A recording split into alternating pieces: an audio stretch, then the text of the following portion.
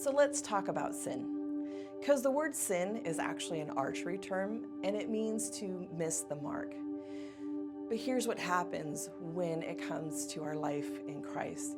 Sin is actually what separates us from God.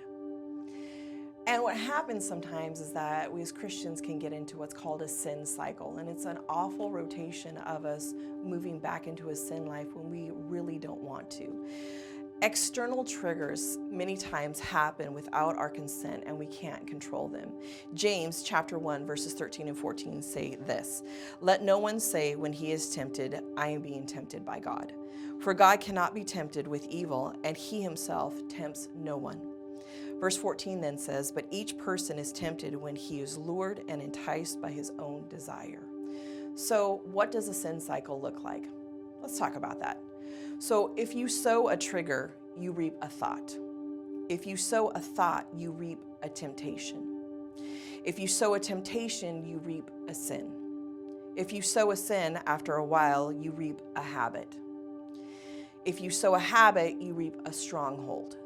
If you sow a stronghold, you reap an invitation to demonic and hell. So where in this can we find areas where we can stop this? Because really that war that I just described is in our mind. So let's talk about if you sow a trigger, you reap a thought, and if you reap a thought, a temptation. What we need to do is we need to begin to ask God to help us see when this is happening. Really at that, if you sow a trigger, you reap a thought, to be able to stop it there. So what can we do, and what does that actually look like? Well, 2 Corinthians chapter 10, verses 3 through 5 really gives us some insight as to what's happening. Let's talk about that. So it says, 2 Corinthians 10, 3 through 5, "For though we walk in the flesh, we are not waging war according to the flesh.